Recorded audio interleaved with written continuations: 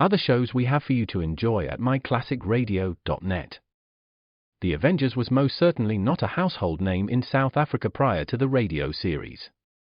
With no national television service until 1976, the mechanism simply was not present in the country to show television programs to mass audiences. While many other countries reveled in the filmed adventures of John Steed and Company, South Africa was not equipped to join in the fun. The series took Britain by storm and made a major impression in the American markets, being that greatest of rarities, a British series given a network transmission slot. However, as a film series, rather than a videotaped one, The Avengers was able to gain a modicum of exposure in South Africa through film rentals. Come and listen at myclassicradio.net.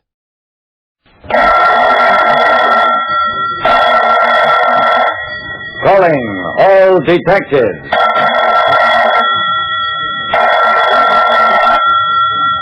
A hit-and-run death, a group of numbers that cannot be decoded, and an ancient crime. Those are the exhibits on this page from my casebook. The casebook of Jerry Browning, private detective.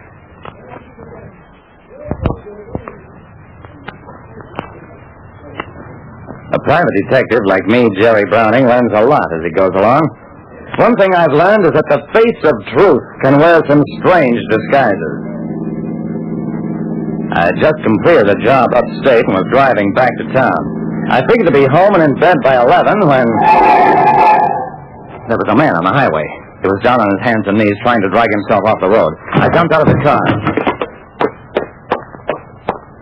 I picked him up, put him down carefully on the grassy shoulder alongside the road. Winston. Richard. Winston. Don't try to talk. Just lie quietly. Winston raised his head. Must get you. R572001. I repeated the number carefully. R572001. Winston nodded, lay back, and closed his eyes. I ran out into the road and waved my arms at the motorcycle patrolman. Officer, a man's been hit. He's lying on the grass over there. The cop took one swift look at Winston. This man is dead, mister. How'd you happen to hit him? Hey, wait a minute. I didn't hit him. Somebody else did. And I've got the license number.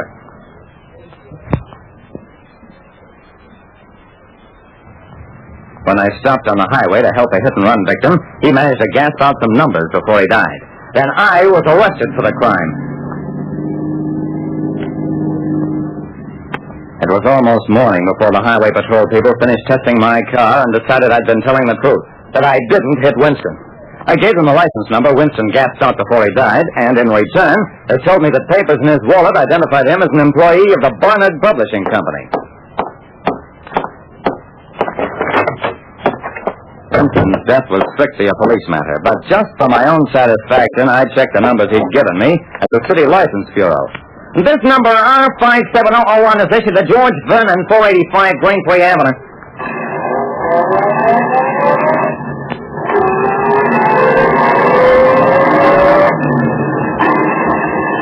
Late that afternoon, I dropped in at the Vernon home. The police have already been here. They're satisfied I had nothing to do with that poor man's death. Yeah? How did you satisfy him? Because my car is up on blocks. I haven't used it in 3 months. Well, read this telegram back to you, Mr. Browning. Wire collects name and address of holder order license number R57201. And you want this telegram sent to every state license bureau, all 48 of them? No. Omit this state. Send the other 47. While I was waiting for the answers to my telegrams, I visited the offices of the Barnard Publishing Company where Winston had worked. The owner, Martin Barnard, was a gentle-looking, stoop-shouldered scholar. Mr. Winston's death has shocked us dreadfully. He was such a kindly person. I do hope you apprehend the person responsible. I looked around the office. What sort of work did Winston do? A tall, younger edition of Barnard strode in and was introduced to me. This is Mr. Henry Mount, chief of our writing staff. Barnard turned to Man. Mr. Browning is investigating Winston's shocking death. Man nodded. We'll miss him. He was a fine researcher. And what kind of research did Winston do? Barnard explained. He was compiling data on a book of famous unsolved cases. Too bad he couldn't finish. Too bad for poor Winston. Barnard wasn't satisfied to let it go at that. Too bad for all of us. Winston was on a most interesting case at the time he died. Something about an unknown killer who murdered 8 people. An arsonist. Fancy that? Man shrugged. Personally, I consider the case too shocking for print. However, I suppose we'd better include it, or some reviewer will think we've overlooked it. Oh, dear. Perhaps we had better omit it. When I left, the 2 men were arguing briskly over the merits of various remote murders and seemed to have completely forgotten about the one under their noses. I went on back to the telegraph office. Replies from most states were awaiting me. 32 states issued no such license number. 10 others issued it in combination with more than one letter. By morning, I had all my reports and was making long-distance phone calls. In the end, all I discovered was that no hit-and-run accident was responsible for Winston's death.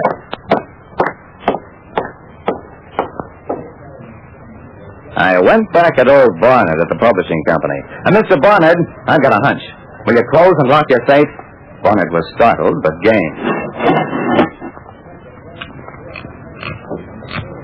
I twirled the knob, then turned right to 5, to 7, back to 2, twice around to 0, then back the other way to 1. I tried the handle. Nothing happened. R572001 was not the safe combination. Barnard smiled. I don't understand this, Mr. Browning, but if you want the combination to the safe, it's left to 46. Never mind, sir. It was a hunch that didn't work out.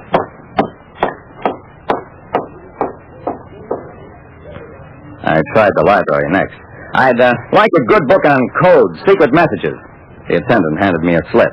I filled in my name and address, handed it back. This isn't enough, sir. You'll have to find the title of the book from the reference files and its number. I blinked. Number? Wait a second. I took the pencil, carefully printed R572001. The attendant looked puzzled. Well, this isn't for a book on ciphers. It's a volume on quite another subject. You mean these numbers stand for a particular book? The attendant smiled. Certainly. This library, like all libraries, catalogs books according to the Dewey Decimal System. There are 10 main classes, each of which subdivides again and again. In that way, a certain number will represent the same volume in any library using the Dewey Decimal System. Okay, what book does R572001 stand for? It's a work by the noted scientist Alexis Carrel. The title is Man, the Unknown.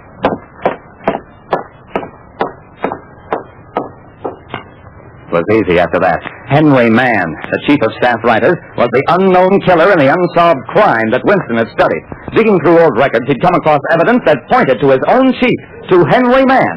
But he made the mistake of confronting Mann with the evidence, and for that he died. But dying, he knew he had no time to tell his full story, and gave the one clue he felt sure would be sufficient. Mann confessed after a police checkup of his car proved his guilt. Proved that he was the mass murderer responsible for 8 deaths in a fire. Like I said, truth can be hidden for a long time. But for a murderer, there's never any safety. Not even in numbers.